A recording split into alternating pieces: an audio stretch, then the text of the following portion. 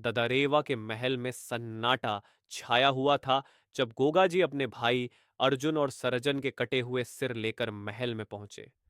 उनकी माता वाचल देवी ने यह दृश्य देखा और उनके मन का भय सत्य में बदल गया। वे क्रोध और पीड़ा से भर उठी। उन्होंने गोगा जी से कहा, तुमने अपने ही भाइयों की जान ले ली। तुम्हारी इस क्रिया से हमारा परिवार और राज्य दोनों कलंकित हो गए। अब तुम्हारा यहां रहना उचित नहीं है। तुरंत महल छोड़कर चले जाओ।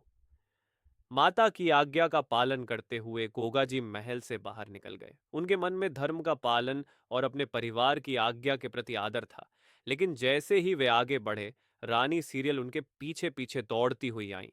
सीरियल ने गोगा जी से कहा, मैं भी आपके साथ चलूंगी। आप जहां जाएंगे मैं भी वहीं रहूंगी। गोगा जी ने उन्हें समझाने की कोशिश की। उन्होंने गंभीर स्वर में कहा, रानी, मेरा कोई रहने का ठिकाना नहीं है। मैं तपस्या और धर्म की राह पर चल पड़ा हूं। यह मार्ग तुम्हारे लिए कठिन है। अतः तुम महल की ओर प्रस्थान कर लौट जाओ। माता और परिवार को तुम्हारी आवश्यकता है। लेकिन रानी सीरियल का समर्पण और प्रेम रानी सीरियल के लिए अडिग था। वह वहीं खड़ी रहीं, आंसुओं से भरी आंखों के साथ। गोगा जी ने गहरी सांस ली, उनकी ओर देखा और फिर अपना रास्ता जारी रखा। उनके कदम गोरखनाथ के टिले की ओर बढ़ गए। गोरखनाथ के टिले पर पहुंचते ही गोगा जी ने गुरु के चरणों में प्रणाम किया। गोरखनाथ जी ने गोगा जी की ओर देखकर पूछा, गोगा, तुम यहां क्यों आए हो? गोगा जी ने विनम्रता से उत्तर दिया, गुरुदेव, आप तो अंतर्यामी हैं। आपसे कुछ भी छिपा नहीं है। मैं आपके शरण में आया हूं। परिवार, मोह माया और सांसारिक बंधनों से मुक्त होकर मैं तपस्या करना चाहता हूं। गुरु ने मुस्कुराते हुए कहा, तुम्हारी इच्छा के अनुसार तुम्हें तपस्या की अनुमति है। गोगा जी ने अपनी तपस्या प्रारंभ की। वे दिन भर ध्यान और साधना में लीन रहते, लेकिन रात्रि होते ही उनका हृदय रानी सीरियल के लिए व्याकुल हो उठता। वे चुपचाप महल की ओर जाते और रानी सीरियल से मिलते। रानी सीरियल भी उनके इंतजार में रात भर जागती रहती। सुबह होते ही गोगा जी फिर से गोरखनाथ के टिले पर लौट आते, लेकिन उनके मन में हमेशा एक भय बना रहता। उन्हें डर था कि यदि माता को यह पता चल गया तो उनकी आज्ञा का उल्लंघन हो जाएगा।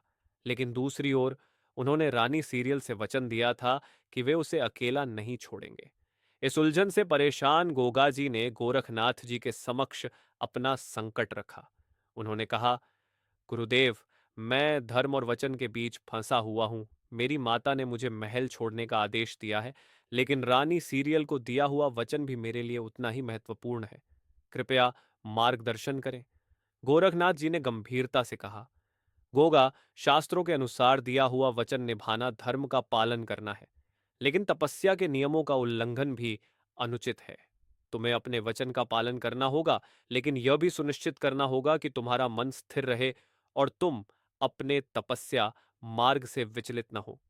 गुरु की बातों ने गोगा जी को समाधान दिया। उन्होंने अपनी रानी से मिलने का क्रम जारी रखा, लेकिन अपने नियमों और साधना का भी पालन किया। रानी सीरियल ने भी धर्म और तपस्या की राह को समझते हुए उनका सम्मान किया। इस प्रकार गोगा जी ने धर्म, वचन और तपस्या के बीच संतुलन बनाकर एक प्रेरणादायक जीवन जिया।